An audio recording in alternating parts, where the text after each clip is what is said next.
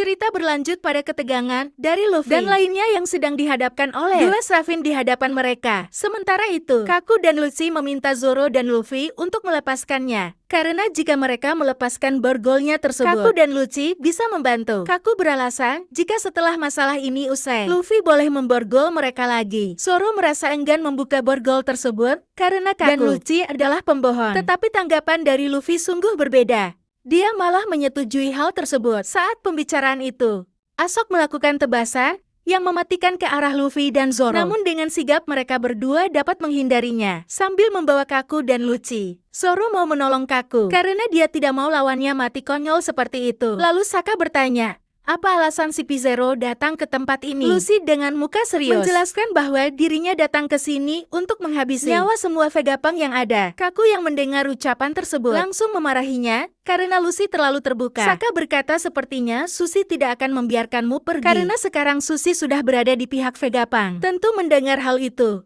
Lucci hanya menjawab bahwa dirinya tidak akan memaafkan wanita tersebut. Setelah tebasan yang dibuat oleh Esok sebelumnya, sekarang mereka berada di dalam lab. Saat itu Zoro sangat terkejut dan mendengar suara Nami dan lainnya yang sepertinya juga mendapatkan perlawanan perjalanan dari Sravin. Luffy langsung bertanya kepada Xiaoka, ada berapa Vegapunk yang harus dilindungi? Sambil meminta kunci borgol batu laut. Sepertinya Sokka yang sudah sangat percaya kepada Luffy langsung mempercayakan Zero kepadanya. Tetapi sebagai gantinya, dia harus melindungi Stella. Luffy yang sudah mempunyai kunci itu langsung memprovokasi Lucci bahwa aku telah membebaskanmu, tetap saja kau mungkin tidak bisa mengalahkanku. Jadi jika setelah kau lepaskan nanti, jangan menyakiti Nami dan lainnya. Tentu saja Lucci yang dihina seperti itu langsung marah dan mengatakan bahwa nantinya akan menghabisi semua kru topi jerami. Dan yang terakhir adalah kau Luffy. Tanpa disadari, karena pertengkaran mereka berdua secara mengejutkan dari arah belakang, terdapat serangan yang menghancurkan tempat tersebut. Beruntungnya Luffy telah melepaskan borgol batu laut itu sebelum mengenai mereka. Mereka bertanya-tanya, Luffy sudah memasuki bisa keluar dari tempat ini. Luffy mengatakan, maafkan aku Bonnie, kali ini aku benar-benar akan menghabisi ayahmu. Lucci juga sudah masuk mode hibridnya dan siap melakukan jurus andalannya. Gabungan serangan dari Luffy dan Lucci cukup mengejutkan, di mana Lucci dengan Rokoga dan Luffy dengan Kongan menghantam habis SBA sampai keluar dari lab. Sedangkan yang mengatasi Ishau adalah Zoro dan Kaku. Saat itu Zoro menggunakan jurus Purgatory Onigiri dan Kaku dengan jurus Tempestic White Thunder. Seketika itu, Asok dipentalkan sangat jauh oleh mereka berdua, hingga menghantam bebatuan besar dari lab, berpindah dari ruangan aneh di suatu tempat di Egehat. Terlihat di situ CP5, CP7, dan KPA sedang terkurung di tempat tersebut, sampai mengering. Dan beberapa tubuh mereka berdarah. Mereka bertanya-tanya, apakah bisa keluar dari tempat ini? Mereka semua merasa kelaparan dan mau mati. Dijelaskan bahwa 2 bulan yang lalu, setelah menginvestigasi Egehat, agen CP yang berniat meninggalkan pulau malah dihadang oleh hiu. Akibat hal itu mereka terpaksa mundur akan hal itu.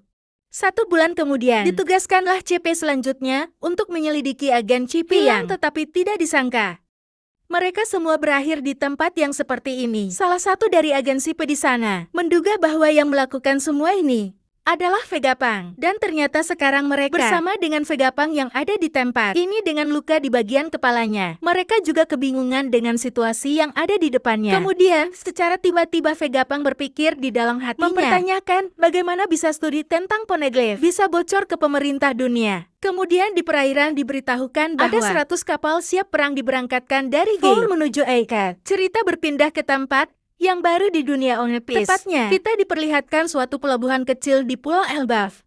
Terlihat ada seorang anak kecil dengan helm petarung khas dari Pulau Elbaf sedang kesal. Penyebab masalahnya adalah dia tidak boleh ikut di sebuah bajak laut. Anak kecil itu mengatakan kepada bajak laut tersebut bahwa suatu hari nanti dia akan menjadi bos besar. Yang diajak anak kecil untuk berbicara adalah Shanks dan semua anggotanya. Pastinya Shanks tidak asing dengan situasi ini dan juga mengatakan hal yang sama kepada bocah tersebut. Beberapa lama setelah itu, Rockstar memberitahu Shanks bahwa anak nakal itu mulai berulah lagi menyerang kita. Yang dimaksud oleh Rockstar adalah bajak laut Kid. Mendengar hal itu, Shanks mengatakan, sepertinya itu akan menjadi sebuah pertempuran besar. Terserah hal ini baik atau buruk. Semua sudah mempersiapkannya. Lalu dengan ekspresi tersenyum, kita akan menemui teman lama. Meskipun mereka sudah mati, semua kru mengatakan, ayo kita berlayar. Saat Sanke dan lainnya berjalan keluar, Ternyata di belakang ada dua raksasa yang sangat tidak asing. Mereka adalah Dory dan Brogy. Mereka berdua mengatakan, "Aku tidak mau membuat pulau ini hancur. Jadi kita selesaikan masalah ini di depan saja." Lalu dilihatkan Shanks bersama semua krunya siap bertempur. Dory dan Brogy juga mempunyai hubungan dengan bajak laut Akagami. Shanks memberi perintah kepada Rockstar untuk menyampaikan perkataan ini kepada Kid. Dia memilih menyerahkan Poneglyph atau bertarung. Sepertinya Shanks sudah benar-benar serius untuk memulai perjalanan mereka menuju One Piece. Kemudian di perairan Elbaf, Kid dan bawahan dari Sanka sudah mulai bertarung. Kid di sini sangat bersemangat sekali agar bisa membalaskan dendamnya yang dulu. Akhirnya, di sini dijelaskan kenapa lengan dari Kid bisa hilang. Ternyata sebelum sempat melawan Shanks, Kid sudah kewalahan melawan para anggotanya. Ini adalah hal yang sangat tidak adil menurut Killer. Tetapi kini adalah saatnya untuk membuktikan kekuatan mereka. Jadi anggota bajak laut Akagami memang mengerikan. Karena Kid kewalahan melawan anggotanya saja, Shanks dan seluruh anggotanya berjalan keluar menuju ke tepi pulau dan akan menghadapi bajak laut Kid dengan kekuatannya sendiri. Tatapan serius Kid terlihat bersemangat dan ingin menghabisi nyawa seseorang. Cerita berlanjut. Santomaru memerintahkan seluruh pekerja dan juga penduduk di Pulau Ehad untuk melarikan diri. Dirinya kemudian menceritakan tentang insiden Ohara kepada mereka mengenai kejadian buruk pada beberapa tahun yang lalu. Santomaru juga berpikir jika hal yang lebih buruk akan segera terjadi di Pulau Ehad. Di sisi lain, Saka memberitahu Luffy di mana keberadaan Vegapunk yang asli yaitu Stella. Saat itu Luffy, Zoro Kaku, dan juga Lucy tampak masih bertarung. Mereka sedang berhadapan dengan Seraphim. Terlihat sangat kesal. Luffy sedang menggunakan teknik andalannya, yakni Gomu Gomu Namor Konggan. Namun masih belum bisa menumbangkan lawannya itu. Sementara itu, Zoro juga telah mengeluarkan jurus andalannya, Sisi Somsan, untuk melawan Seraphim. Namun sama saja tidak memberikan efek apapun. Para Seraphim sudah menerima serangan dari keempat orang itu. Namun tetap saja Seraphim seperti tidak terluka sama sekali dan tetap bangkit kembali. Luffy yang frustasi kemudian berteriak kesal dan mengatakan, "Kenapa kalian masih bisa bangun?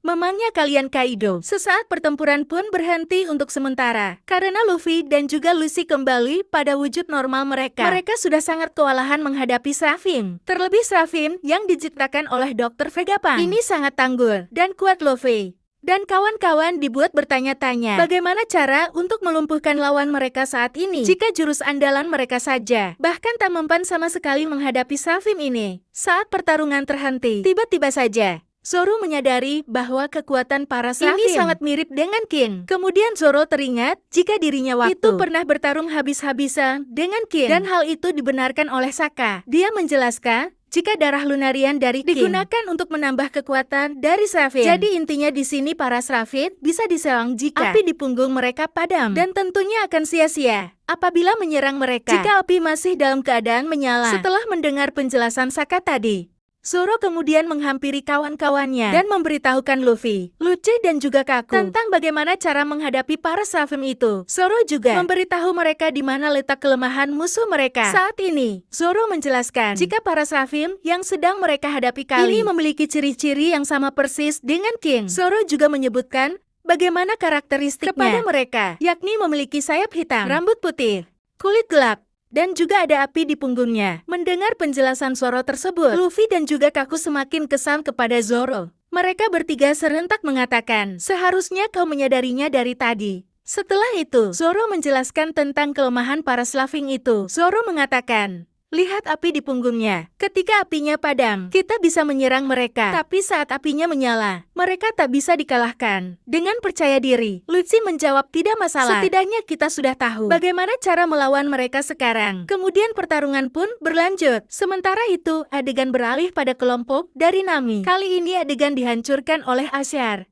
Namun ia masih bisa berteriak kesakitan meskipun kini sudah terluka sangat parah. Kemudian Nami menggunakan Zeus untuk menyerang Ashar dengan Thunderbolt. Namun Seraphim itu tetap bangkit kembali walau sudah terkena serangan berkali-kali. Di sisi lain, tiba-tiba saja Sanji muncul dan kemudian menandang Ashar. Dia juga berusaha untuk melawannya. Beralih ke kelompok Usopp. Di sini kelompok Usopp bersama dengan kepala Pythagoras. Lilith menggunakan bubble gum ke Esnei karena gelembungnya mengandung energi laut. Jadi karena gelembungnya harus menyentuh Esnaka agar membuatnya melemah. Sementara itu, Franky memegang gelembungnya lalu menggunakannya untuk menjepit Esnaka ke tanah. Karena hal itu, Shrek jadi mengeluh kesakitan dan mulai menangis. Franky yang panik kemudian meminta maaf sehingga tangannya terpeleset. Kesempatan itu tidak disia-siakan oleh Sravin. Dia kemudian menendang Franky dan melarikan diri. Dia juga mengubah Franky menjadi batu. Kemudian Esnake memberikan Usopp dan juga kedipan imut yang berhasil membuat keduanya tersenyum. Setelah itu, Esnake menggunakan Mero-Mero untuk mengubah Usopp dan juga Lilith menjadi batu. Di sisi lain, Sokka berjalan menuju ke ruang penelitian bawah tanah. Itu adalah ruang penelitian lama dari buah iblis. Sehingga tempat itu nampak seperti terpakai yang sudah usang karena lama tidak terpakai. Kemudian Sokka dikejutkan dengan sebuah penemuan, yakni penjara rahasia. Dia terkejut ketika melihat Stella, Vegapunk dan juga seluruh pemerintah dunia berada di sana. Kemudian Sokka mencoba untuk membebaskan Stella dan mengatakan, siapa yang membuatmu seperti ini? Aku akan membebaskanmu sekarang. Seolah menyadari jika ada seseorang yang sedang mengikuti Sokka. Stella pun bertanya kepada Sokka, apa kau bersama seseorang ke sini? Mendengar pertanyaan itu, Sokka menoleh ke belakang karena mendengar suara langkah kaki dari seseorang. Tak disangka, sosok misterius yang sedang menuruni anak tangga itu kemudian menembak Sokka di bagian kepala. Sokka tak sempat melakukan perlawanan ataupun menghindar. Melihat kejadian itu membuat Stella, Vegapunk dan yang lainnya sangat terkejut. Cerita berlanjut. Setsushi saat itu sedang menggunakan dandan musik miliknya. Dia juga sedang berbicara dengan Santomaru tentang Laksamana Kizaru yang sedang dalam perjalanan ke Pulau Eggheart. Institusi menyebutkan jika pemerintah dunia berencana untuk mendatangkan angkatan laut sebagai bala bantuan karena mereka menganggap jika penelitian yang dilakukan oleh Vegapunk sudah melampaui penemuan Ohara. Pulau Eggheart saat ini memiliki kekuatan pertahanan yang sangat kuat, tidak seperti saat mereka menyerang Ohara dulu. Dan karena itulah, pemerintah dunia kemudian menggerakkan pasukan yang lebih besar. Di sisi lain, orang-orang sedang dievakuasi di seluruh Pulau Eggheart. Selain itu, kini Franky seluruh tubuhnya sedang menjadi batu, sehingga membuat dirinya tidak dapat bergerak. Di sisi lain, Vegapunk Pythagoras saat ini sedang menangis dan bertanya kepada Esnake mengenai siapa orang yang telah memberikan perintah kepada dirinya. Namun Esnake malah menginjak kepala Pythagoras hingga membuat sebuah ledakan besar terjadi. Di sisi lain, saat ini Robin tengah berasumsi jika kemungkinan Vegapunk yang asli, yaitu Stella, sudah mati ketika terjadi serangan yang dilakukan oleh para Sravin. Kemudian Vegapunk Atlas menjelaskan mengenai laboratorium yang sudah lama ditutup dan terbengkalai. Mendengar penjelasan itu, Robin kemudian meminta Atlas untuk mengantarkannya ke tempat tersebut bersama dengan Chopper. Selain itu, kini kelompok Sanji dengan Nami saat ini sedang memegang Vegapunk Addison di tangannya. Sanji sedang berhadapan dengan Slavin Sharp. Saat itu Sanji membiarkan Slavin tersebut meninjunya. Namun tampaknya Sanji seperti tidak merasakan apa-apa. Blok yang saat itu dalam bentuk hantu mengatakan jika dia akan mencari Dr. Vegapunk. Sementara itu, kelompok Luffy juga tengah kewalahan saat ini. Dikarenakan Sravin Usopp dan Sbi tidak juga memadamkan api yang ada di punggungnya. Di tengah situasi yang tidak menguntungkan itu, tiba-tiba saja kelompok Luffy menyadari jika esok menghilang dari medan pertempuran. Lucci nampaknya menyadari jika esok saat ini tengah mengincar target yang lemah dan berusaha untuk mengalihkan perhatian kelompok yang kuat seperti kelompok Luffy. Mendengar hal itu, Zoro dan juga Kaku berusaha untuk mengejar esok. Sementara Luffy dan juga Lucci masih di sana untuk terus melawan Asbea. Lalu diperlihatkan masa lalu, di mana sebelum insiden Eggheart 3 bulan yang lalu. Diperlihatkan mendapat informasi jika seseorang yang tampak misterius di Pulau Eggheart yang mengatakan jika Dr. Vegapunk meneliti abad kekosongan. Oleh karena itulah, pemerintah dunia kemudian mengirimkan kapal Chipperpo yang akan mencari tahu bagaimana kebenarannya. Hingga kemudian muncul kabar jika semua agen penelitian tersebut menghilang secara misterius. Karena hal itu, sosok misterius tersebut kemudian menghubungi Mary Joyce lagi dan meminta agar dirinya bisa berbicara langsung dengan Gorosei. Sosok misterius itu kemudian mencoba meyakinkan Gorosei jika Vegapunk telah mengkhianati mereka. Dan karena hal inilah, mereka kemudian memberi perintah CP0 agar melenyapkan Dr. Vegapunk beserta 6 satelitnya. Sebagai tindakan cadangan, Gorosei juga mengirim salah satu anggotanya ke pulau bersama dengan Laksamana Kizaru dan Angkatan Laut. Tampaknya mereka sudah sangat siap untuk berperang. Dalam hal ini, dijelaskan juga insiden Eggheart pada hari berikutnya akan sangat mengejutkan dunia yang tak pernah terbayangkan oleh siapapun. Di sisi lain, diperlihatkan dengan siapa sosok pengkhianat sebenarnya. Dia adalah Vegapunk. Yor dengan senyum menyeramkan. dia berbicara dengan Dr. Vegapunk Stella. York dengan penuh semangat mengatakan jika dirinya akan segera menjadi naga langit karena menyerahkannya kepada pemerintah dunia Vegapunk. Mempertanyakan alasan mengapa memilih untuk bergabung dengan orang tercela itu. York tertawa dan mengatakan jika saja Sokka tidak mati, pasti dia juga akan menanyakan hal yang sama. Menurut York, dunia hanya membutuhkan satu Vegapunk saja. Cerita berlanjut. Dilihatkan kilas balik Vegapunk York. Beberapa jam sebelumnya, York telah mengetahui jika pemerintah dunia berniat untuk melenyapkannya. Menanggapi hal itu, York kemudian mempersiapkan sebuah rencana sendiri. Dirinya memerintahkan semua Seraphim untuk menghabisi nyawa siapa saja yang ada di Pulau Ega, kecuali dirinya, Vegapunk Stella, dan juga agensi Purple yang sedang berada di laboratorium bawah tanah. Dia kemudian menyuruh Snake mengubah dirinya menjadi batu, yang kemudian menjadikannya normal kembali. Sementara itu, saat ini, proses evakuasi penduduk dari Pulau Ega masih berlangsung.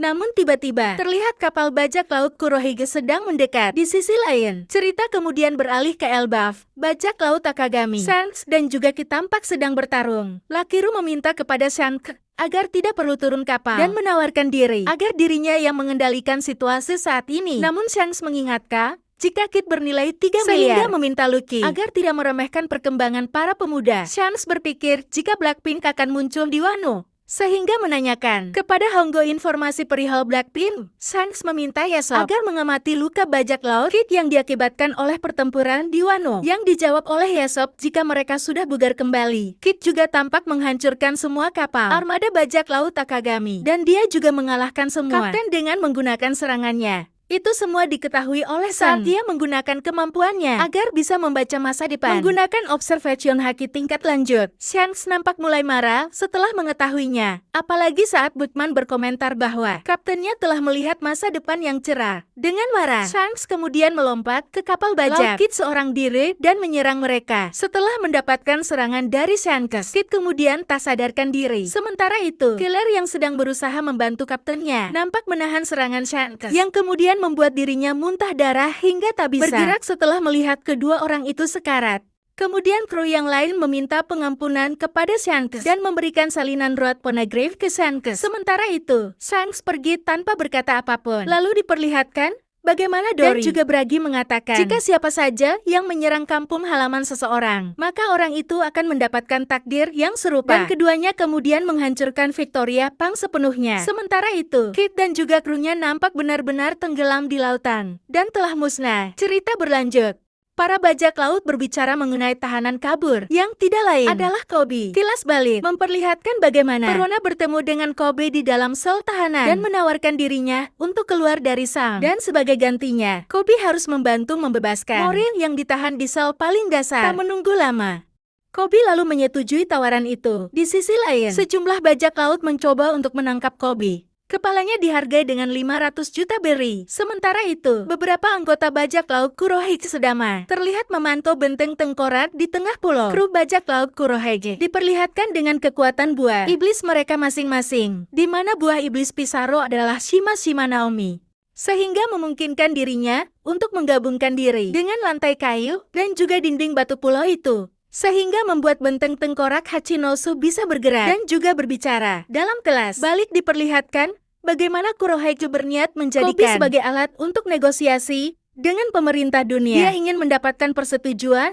dari pemerintah agar dunia dirinya bisa menjadi raja dan menjadikan Hachinosu sebagai kerajaan resmi. Namun kemudian Kobe mengatakan jika dirinya tidak bisa dijadikan sebagai alat negosiasi karena dia adalah anggota SWORD. Aokiji lalu menjelaskan jika para anggota SWORD adalah marina yang secara resmi mengundurkan diri dan juga mengembalikan kode identitas mereka. Dengan kata lain, SWORD bisa menyerang Yonko kapan saja mereka mau tanpa harus mendapatkan persetujuan pemerintah karena mereka tidak terikat dengan rantai komando. Di sisi lain, skuad SWORD sudah lebih dulu datang ke Hachinosu. Salah satunya adalah Hibari, seorang sniper yang mampu membuat bubuk mesih musuh berubah menjadi bunga dengan menggunakan peluru yang dibuat oleh Vegapunk. Sementara Kucakusan, pengguna buah iblis Mochi Mochi no Mormi yang memungkinkan dia bisa memerintah apapun yang dicambuknya. Ada juga pengguna buah iblis Gunyi Gunyi no Mormi yang dapat mengontrol tanah liat dan juga menciptakan gol. Bahkan dengan kemampuannya itu, dia juga bisa membuat tubuh anggota SWORD lainnya menjadi tanah liat dan juga golem. Kucaku memerintah bangunan, yang kemudian membuat bajak laut Hachinoso terjebak. Di sisi lain, tiba-tiba kapal dari Guard muncul di udara. Kemudian Guard melompat ke tengah pulau Hachinoso, dan dirinya juga menghancurkan seluruh kota. Dengan satu pukulan, Guard kemudian memberitahukan para bajak laut bahwa Koby yang telah mereka culik adalah anak asuh kesayangannya yang disebut sebagai masa depan Marina. Sebelumnya Koby berusaha untuk melarikan diri.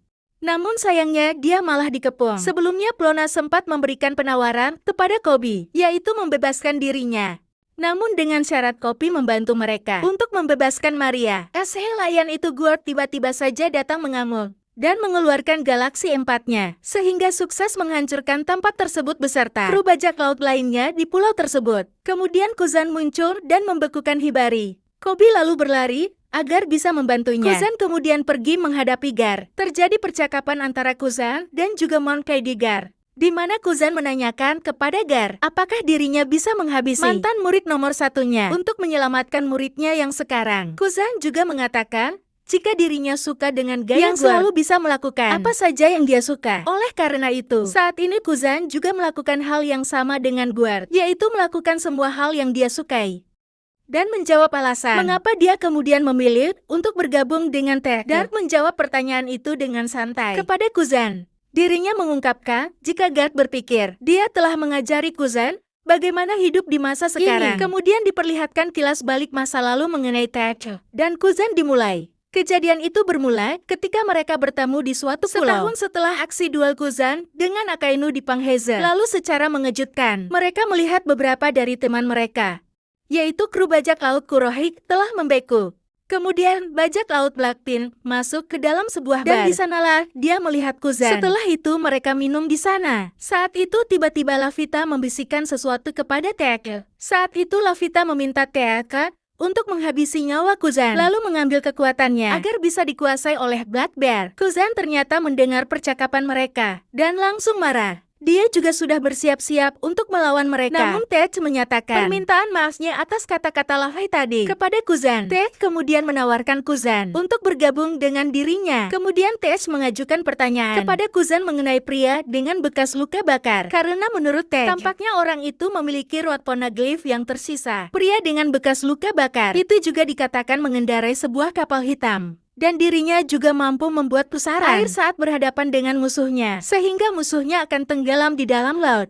Saat itu Shiryu berspekulasi jika kemungkinan pria dengan bekas luka bakar itu adalah orang yang bekerja untuk pemerintah dunia, sehingga akan tidak mengherankan jika pemerintah dunia kemudian menyimpan satu laut poneglyph bersama dengan mereka agar bisa mencegah bajak laut lainnya mencapai One Piece. Kuzan yang mendengar hal itu menyangkal jika dia mengetahui tentang pria tersebut. Kuzan mengatakan jika kemungkinan orang yang mereka maksud adalah dirinya. Dia juga berusaha meyakinkan mereka dengan mengatakan satu-satunya kenangannya tentang poneglyph ada di Ohara. Dan jika dia melihat batu merah di sana, dia akan mengingatnya. Kilas balik Kuzan dan TH pun berakhir. Garp dan juga Kuzan kemudian melanjutkan pertarungan mereka. Kuzan sangat yakin dengan pertempuran ini sehingga dia menggunakan serangannya yakni Isbal kepada Garp. Tetapi dengan mudah Guard kemudian menangkis serangan itu. Guard juga memegang kepala Kuzan. Lalu dia menggunakan serangan baru. Di tengah-tengah ketegangan itu, Guard mengatakan jika mereka yang ragu-ragu itu lemah. Kemudian Guard melancarkan serangannya yang baru, yaitu bernama Lubang Biru, atau bisa diartikan sebagai jatuh ke dasar laut, beralih ke Pulau Winner yakni tempat di mana Lot telah dikalahkan. Tit saat itu terengah-engah dengan darah yang bercucuran di wajahnya. Tit juga saat itu ingin memutuskan nasib buah iblis Law yang sudah terluka parah. Dengan bangganya, Tech mengatakan apa yang akan dia lakukan dengan kekuatan Law yang telah kalah ini. Apakah dia akan menggunakan kekuatan tersebut atau akan menjual kekuatan tersebut dengan orang lain? Saat itu BPM melihat keadaan Law yang sangat tidak memungkinkan untuk bertahan.